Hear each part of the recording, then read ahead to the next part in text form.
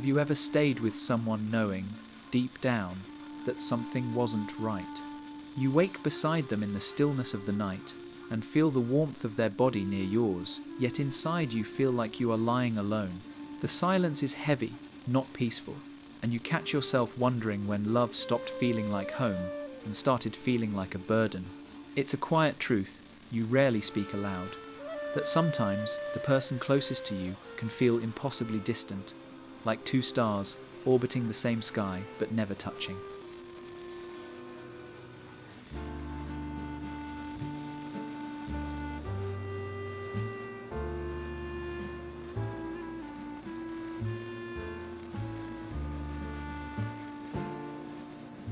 The strange thing is, incompatibility rarely arrives with a loud announcement. It does not break down your door or crash into your life in an obvious storm. It slips in quietly, like water through cracks in the wall. At first, you barely notice. You laugh at different things, you dream in different directions, and you think to yourself that love is about compromise. But with each passing day, the small fractures deepen. You begin to feel like a key being forced into the wrong lock, close enough to fit, but never able to turn. Consider the rivers. Two streams may begin close together, running side by side. For a while, it seems as though they are destined to merge, flowing as one, but over time, their paths diverge. One bends toward the mountains, the other toward the sea. The further they travel, the more impossible reunion becomes. That is what incompatibility feels like. Not always a war, not always chaos, but a slow, irreversible separation of souls that once believed they were meant to walk together. Psychology reminds us that human beings have an extraordinary ability to adapt, even when it harms them. Studies on cognitive dissonance show that when reality doesn't match our hopes, we twist our perception to reduce the discomfort. You tell yourself it isn't so bad, that love is supposed to be difficult, that no relationship is perfect. You cling to the moments of comfort like a starving person holding crumbs, ignoring the emptiness growing louder inside. And yet, your nervous system knows, your body feels it. Incompatibility weighs on you like carrying a heavy stone each day, pressing into your chest until even breathing feels like effort. This is the silent weight of wrong love. It does not roar, but it suffocates. It does not always break you in one clean strike, but instead wears you down slowly, like a tide that erodes the shore grain by grain. You don't even notice how much of yourself you've lost until one day you no longer recognize the reflection staring back at you. And so the question lingers, how do you know when love has become a cage instead of a sanctuary? How do you recognize when two souls, despite their history, are no longer meant to walk the same path? The answer lies in the signs we often ignore, the subtle truths that whisper long before the final goodbye. These are the 7 signs of an incompatible relationship, and once you see them clearly, you can no longer unsee them. Have you ever wondered why you are drawn to certain people, even when they are not good for you? It feels less like a conscious choice and more like gravity, pulling you toward what is familiar rather than what is healthy. That pull, invisible yet relentless, begins in childhood, long before you ever learn to call it love. Picture a child standing in the hallway, small hands pressed against the cool wall as muffled voices rise from the room beyond. The parents argue, their words sharp, their silences sharper. The child does not understand every word, but the feeling is unmistakable. Love is unstable. Love is loud. Love means tiptoeing carefully to avoid the storm. In that moment, without knowing it, the child's compass of compatibility is carved. They learn to equate closeness with chaos, to confuse safety with tension. Years later, when they meet someone whose presence feels like fire rather than warmth, their body remembers the script and whispers, "This is familiar. This must be love." Psychologists call this the shaping of attachment patterns. Neuroscience shows that the developing brain wires itself around early relationships. If approval was given only when you performed, you grow into an adult who chases validation instead of genuine connection. If affection was unpredictable, you may mistake volatility for passion. The nervous system, trained to survive instability, finds comfort in repetition, even when that repetition hurts. It is as if each child plants a secret garden inside themselves, watered not by choice, but by the love they receive. Some gardens grow lush with trust, patience, and care. Others grow thorned and tangled, filled with weeds of neglect, criticism, or absence. And when you step into adulthood, you unconsciously search for someone whose footsteps will not disturb the soil of that garden, even if it is barren. This is why people so often confuse compatibility with comfort. Comfort is simply what you have known the longest, and if what you have known is pain, then pain will feel like home. The tragedy is that a child's unmet needs do not disappear. They linger, waiting for fulfillment. You may grow into an adult who longs for acceptance, yet chooses partners who mirror the very dismissiveness that once wounded you. You may yearn for safety, yet find yourself drawn to those who replicate chaos. Like a compass misaligned, pointing not north but back toward old wounds, your heart follows paths that seem inevitable. This is where the story of incompatibility begins, not in adulthood, not in the first argument with a lover, but in the unspoken lessons of childhood. And unless you learn to see those lessons for what they are, you carry them into every bond you form, mistaking the repetition of suffering for destiny. But masks built in childhood eventually reveal their cracks. What begins as innocent conditioning will one day manifest in the way you love, the way you cling, the way you endure. And that is where the next chapter unfolds how incompatibility hides in plain sight, disguised in the masks we wear as adults. Have you ever noticed how easy it is to pretend that everything is fine, even when something inside you quietly aches? You smile at the dinner table, you nod along at stories you don't truly find amusing, and you laugh at jokes that never touch your heart. It is not that you are dishonest, it is that you have learned the art of masking, of accommodating, of bending, of wearing a face that convinces the world, and sometimes even yourself, that love is alive when in truth it is only surviving. This is how incompatibility hides in adulthood. It doesn't come dressed as a catastrophe. It doesn't always arrive with betrayal or cruelty. Instead, it disguises itself as tolerance, as endurance, as compromise stretched so thin it becomes silence. You sit beside your partner, both staring at the same horizon, yet one of you sees mountains and the other sees the sea. You make plans together, but the dreams are mismatched. One imagines a quiet life, the other longs for endless adventure. On the surface, it looks like togetherness. Beneath it, two puzzle pieces are being forced together, edges grinding, shapes refusing to align. Neuroscience tells us that the brain seeks patterns of familiarity. It rewards you with dopamine when you conform to what feels expected, even if that expectation suffocates you. And so you adapt. You laugh when you don't want to. You agree when your soul says no. You build a home with walls that look steady, but the foundation trembles like a house built on uneven ground. The cracks are subtle. A sigh left unheard, a kiss that feels rehearsed, an intimacy that feels like duty rather than desire. The mask is meant to protect, but it always costs something. You begin to lose yourself inside it. The voice in your chest that once spoke freely now whispers only in private moments. You catch glimpses of who you used to be in the reflection of a window, in the quiet drive home, and you wonder when you became an actor in your own life.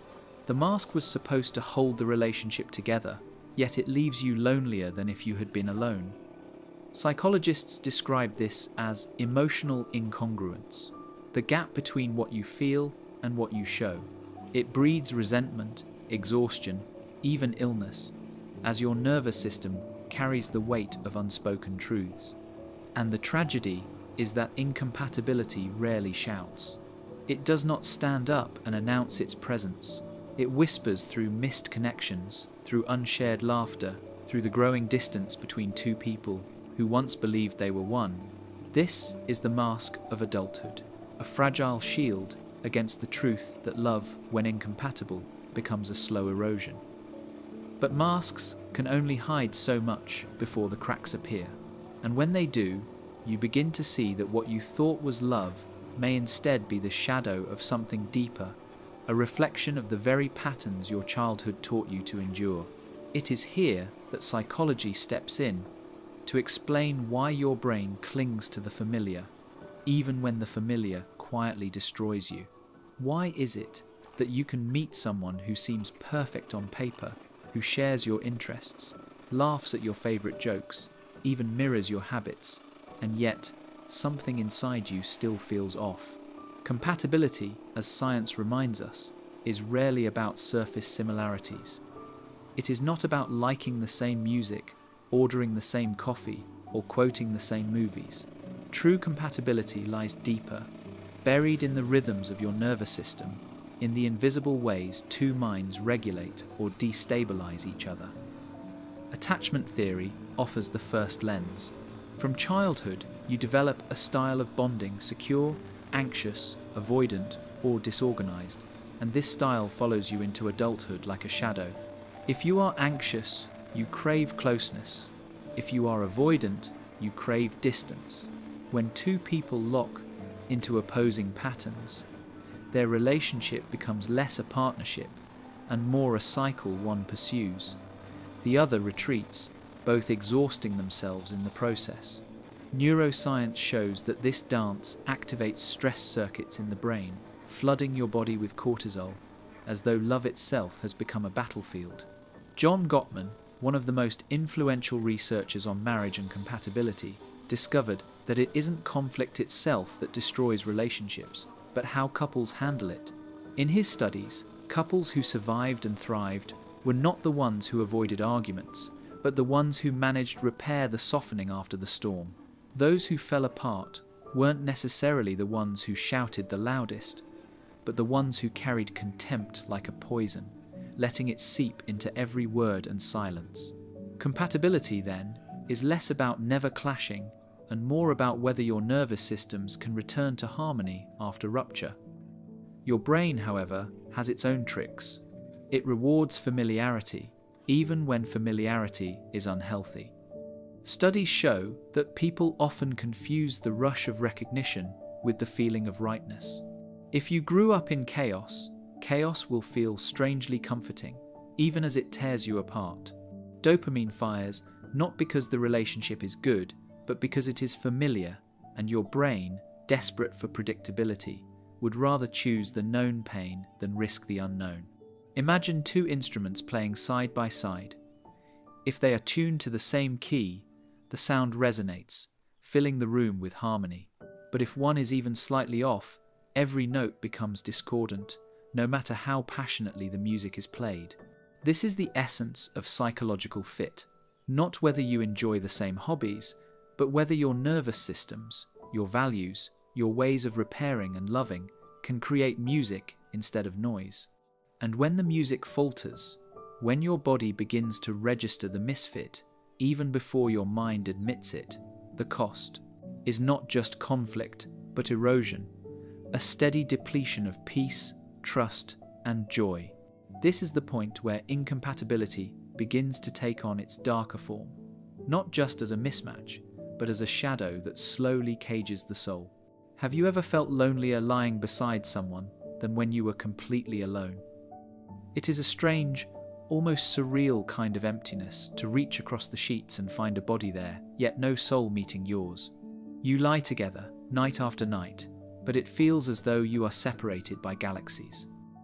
Their breath is near, but their presence is distant, and in that distance, a quiet despair begins to bloom. Incompatibility, left unacknowledged, does not simply linger, it corrodes.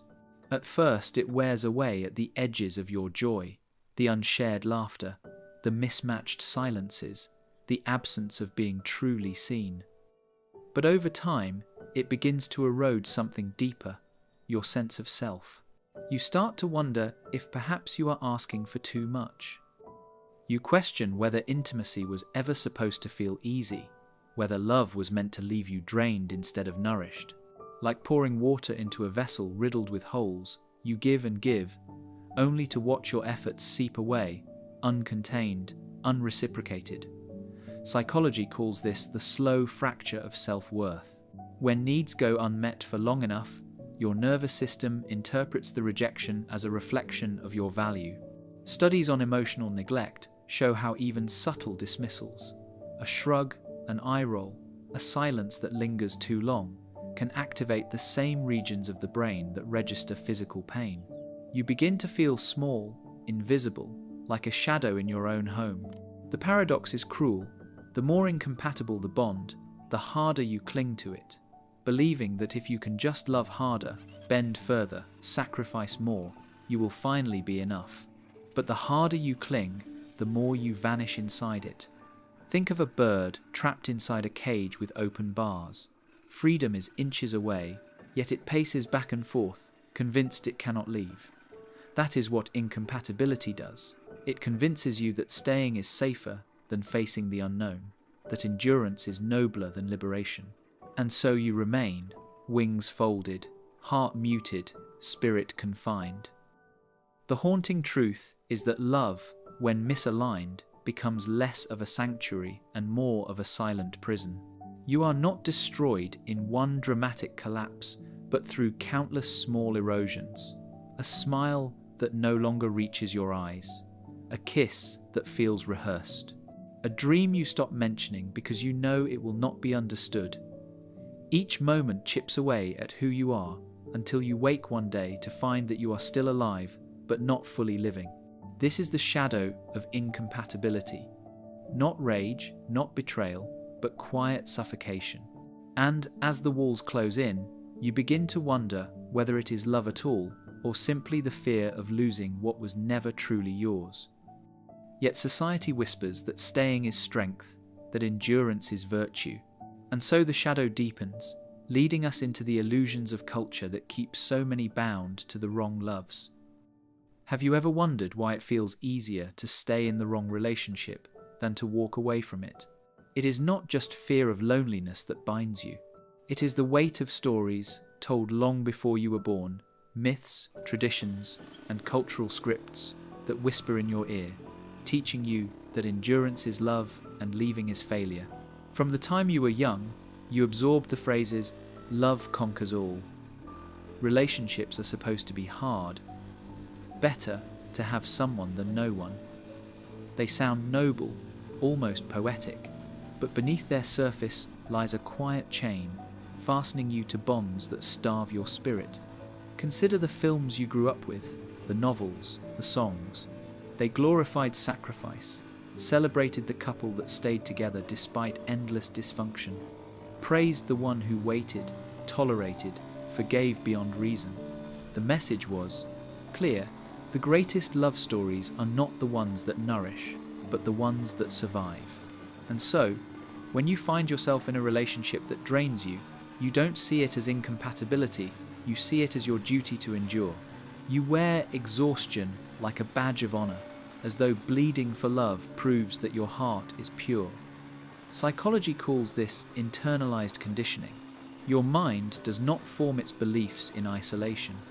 It absorbs them through repetition, through cultural reward systems that praise self-sacrifice over authenticity.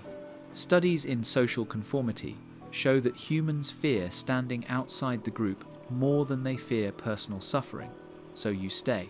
You play the role of the loyal partner, even when loyalty feels like betrayal to yourself.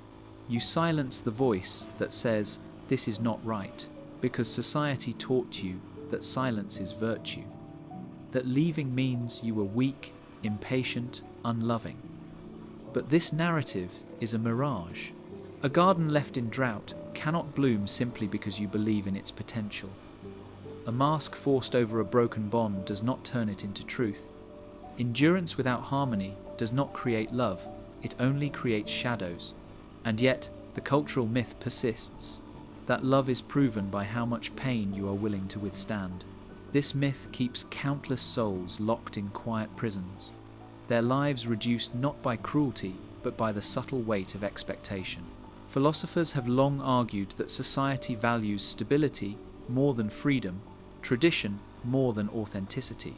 And so, even in your most private moments, you may find yourself questioning whether your unhappiness is a flaw in you, rather than a symptom of the cage you were handed.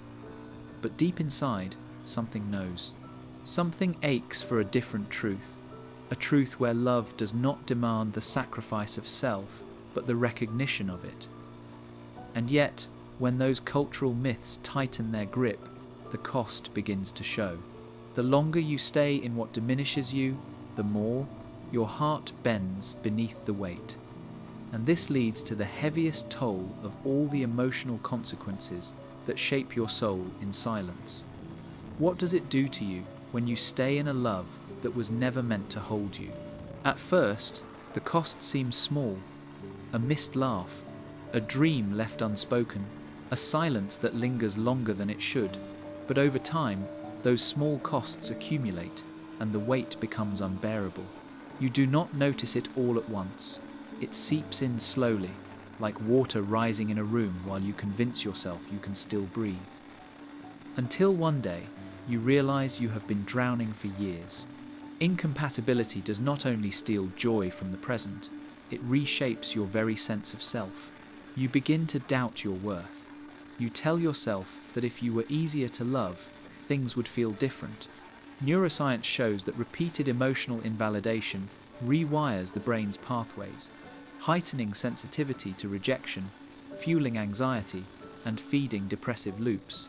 What was once a single unmet need becomes a chorus of self-criticism echoing in your mind. I am too much. I am not enough. I am unlovable. Picture a flower planted in the wrong soil. It bends toward the light. It stretches. It reaches, but the nutrients it needs never arrive. Slowly, its colors fade, its petals droop, and the life within it begins to wither. That is what happens to you in an incompatible relationship. Your spirit tries to bloom, but the environment starves it. Every attempt at intimacy feels forced, mechanical, more performance than presence. Love becomes something you act out, rather than something you experience. Psychologists speak of identity erosion, the phenomenon where constant self-denial in relationships erodes not just happiness, but the very clarity of who you are. You forget what you love, what excites you, what makes your soul feel alive, because so much of your energy is consumed by trying to fit into a bond that was never meant for you. You are not simply delaying happiness. You are actively diminishing yourself. It is like playing a song on the wrong instrument. The notes are there, but the sound is broken, hollow, never quite what it was meant to be. And yet, perhaps the most haunting consequence is loneliness. Not the loneliness of being alone, but the loneliness of being unseen while lying beside someone. That loneliness cuts deeper than solitude, because it reminds you that love is present in name, but absent in truth. Research shows that people in high conflict or emotionally barren relationships report lower well-being than those who are single. The wrong love is not neutral, it is toxic to the psyche, corroding your peace day by day. This is the long shadow of incompatibility. Anxiety woven into your nights, depression quietly stalking your mornings, a broken self-identity that no longer remembers the shape of freedom. And as that shadow lengthens, you begin to realize that the cost of staying is not simply wasted time. It is the slow erasure of your soul. But even in the heaviest shadow, a question flickers like a fragile light. If staying drains you, could leaving restore you? This is where the path turns toward the possibility of healing and the courage to begin again. What does it mean to reclaim yourself after years of bending, shrinking, or silencing who you are? Healing does not arrive with sudden fireworks, nor does it demand that you walk away overnight. It begins in quieter ways, in the moments when you stop forcing what does not fit and start listening to the voice inside you that has been whispering all along. That voice, though buried, still knows what peace feels like. It still remembers what it means to be whole. Imagine two rivers that have been straining to merge, colliding against each other, turbulent and restless. The healing begins not by pushing harder, but by letting them flow in their natural directions. To reclaim yourself, is to honor the truth of your own current, to stop fighting against what your soul already knows. For years, you may have poured energy into making the wrong bond feel right, but the moment you pause, you realize that your worth was never dependent on whether someone else could hold it. Psychology shows us that awareness is the first key. Understanding your attachment style, whether anxious, avoidant, or secure, can unmask the patterns that keep you repeating old wounds. Neuroscience reminds us that the brain is not fixed. Through reflection and new choices, your neural pathways reshape. Each boundary you set, each time you refuse to betray yourself for the sake of false harmony, you are literally rewiring your brain toward resilience and self-trust. Healing is not about hardening, it is about softening into truth. It is shadow work turning to face the parts of yourself you once rejected, the loneliness you tried to escape, the fears you tried to hide. Loneliness, when reframed, is not an enemy, but a teacher. In solitude, you rediscover what makes your spirit alive, what nourishes you, like sunlight on a neglected garden. It is in these quiet hours, free from performance, that you begin to remember yourself. Setting boundaries is not about pushing others away, but about drawing a sacred circle around your soul. It says, "This is where I end, and this is where I begin." It is not cruelty, but clarity. And in that clarity, you learn that love is not proven by sacrifice, but by freedom. The freedom to grow without fear, the freedom to be seen without disguise. The path forward is not simple, and it is not without pain. But each step away from forcing the wrong love is a step back into yourself. You realize that healing is not about fixing what is broken between two people, but about mending the fracture within. You stop asking, "How can I make this work?" and begin asking, "How can I return to myself?" And when you do, something shifts. The mask falls, the weight lifts, and you understand what was hidden all along. That incompatibility is not the end of your story, but the beginning of a truer one. And from here, the journey moves toward a deeper truth, not just psychological, but philosophical, about what it means to live and love authentically. The opposite of love is not hate, but living beside someone who cannot truly meet your soul. Hate still burns with recognition, but indifference inside intimacy is a colder death. It is the silence that stretches between two people who once touched deeply, but now pass each other like strangers in their own home. And that silence, heavy and invisible, becomes the heaviest weight you will ever carry. Nietzsche once wrote that what we need most in life is not comfort, but clarity. The courage to face truth without disguise. Incompatibility is not a condemnation of your worth, nor a failure stamped on your story. It is clarity. It is the universe whispering that two rivers were never meant to merge, no matter how desperately you tried to bend their course. You mistake it for loss, but in truth, it is redirection, a signpost pointing you back to yourself. Carl Jung spoke often of the shadow, the hidden self we repress until it emerges through suffering. Incompatible love forces you into that shadow, making you confront the parts of you that once settled, endured, or performed for approval. It strips away the mask, and though the stripping feels like destruction, it is also rebirth. You begin to see that love, if it demands the burial of your essence, was never truly love but a shadow of it. And in that realization, the path forward opens, not as escape, but as return. Rumi, the mystic poet, captured it centuries ago. Try to accept the changing seasons of your heart, even if winter feels endless, for spring waits within you. The end of an incompatible bond feels like winter, barren, cold, endless in its grief. But within you, a spring waits to bloom, a renewal that begins not in finding another, but in rediscovering the self you left behind. The pain of incompatibility is real, but so is the freedom hidden within it. It teaches you that happiness cannot be manufactured through endurance, that peace cannot be bargained through silence, that love is not the art of shrinking yourself to fit another's mold. True love is not a cage, but a mirror one that reflects you as you are, not as you pretend to be. And so, you stand at the edge of choice, to remain in a story that erases you, or to step into a truth that may terrify you, but will finally set you free. The shadow has shown you what does not belong. The task now is to walk into the light of what does. For in the end, incompatibility is not your failure. It is your teacher.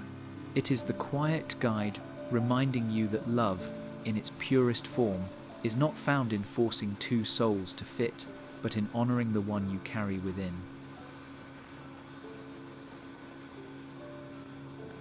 All right, here's the deal. So, the more that you give a woman, the less she respects you. Nobody told us that growing up. I get it, right? All the movies and the church sermons that we were waterboarded by, all the freaking love songs, every bit of advice from so-called nice guys, it told us the opposite.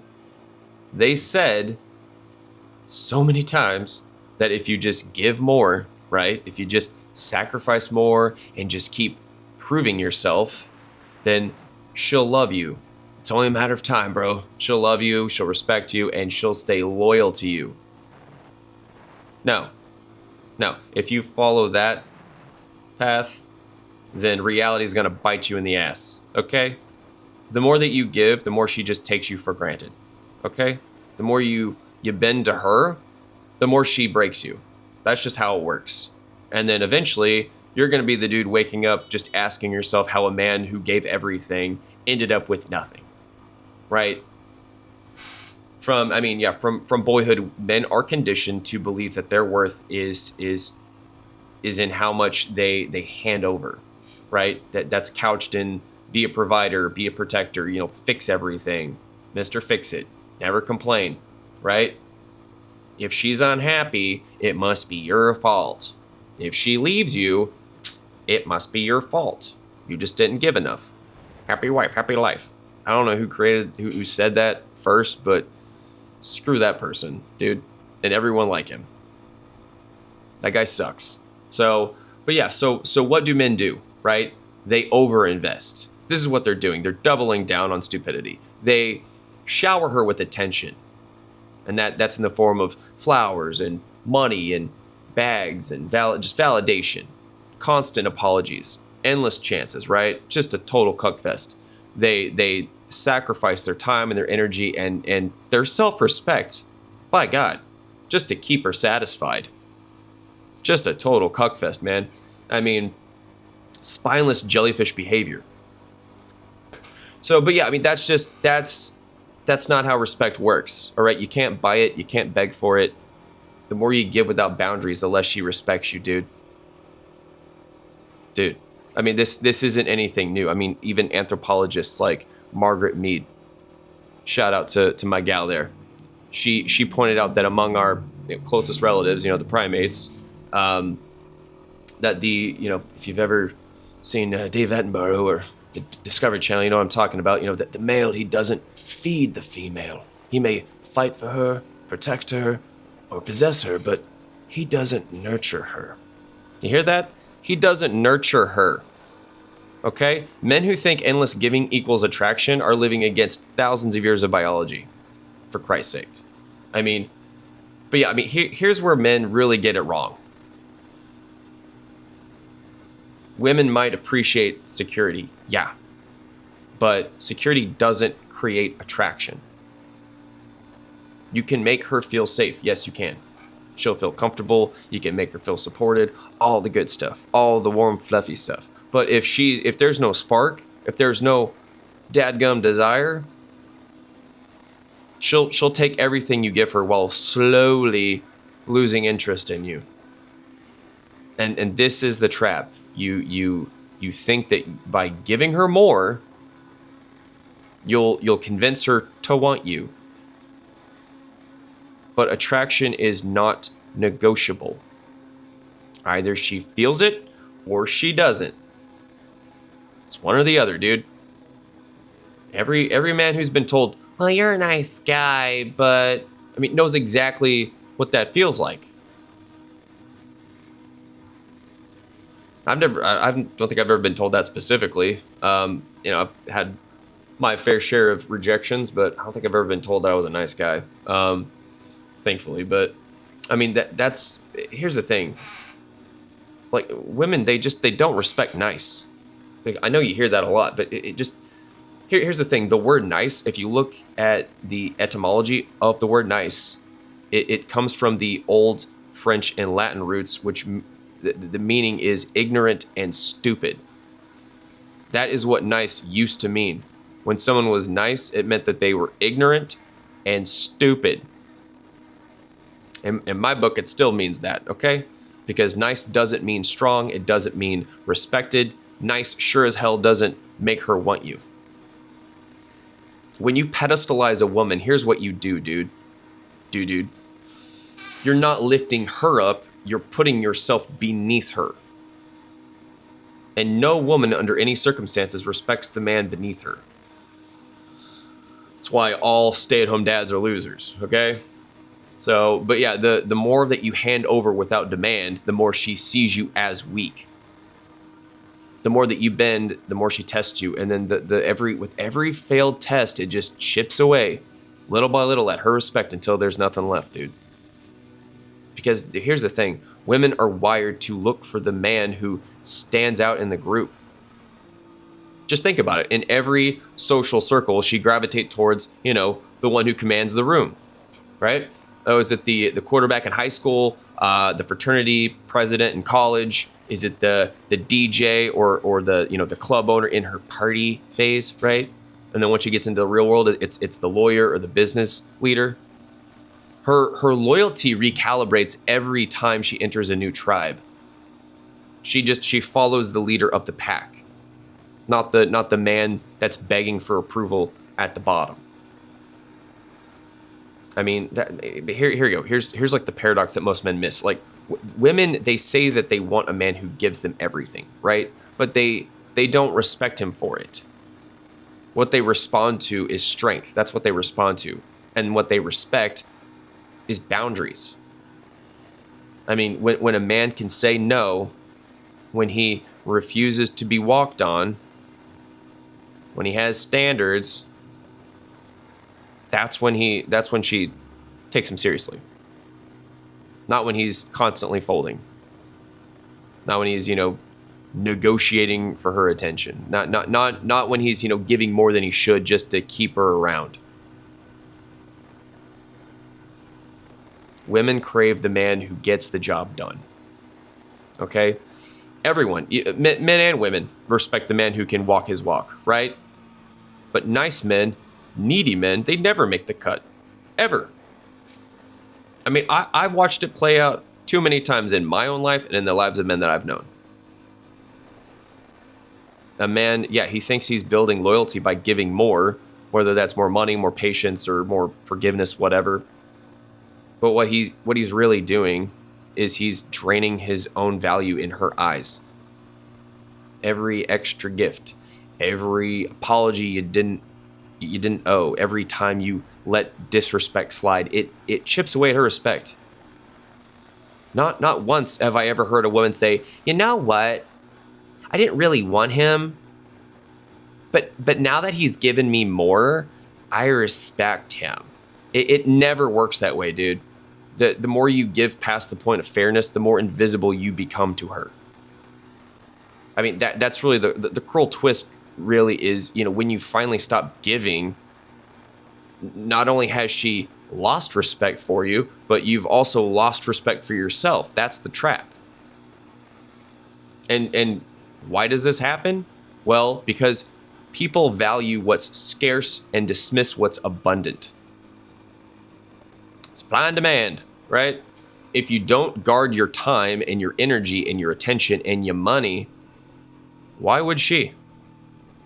She will always reflect the value you place on yourself. If you treat yourself as disposable, well, she will too, dude.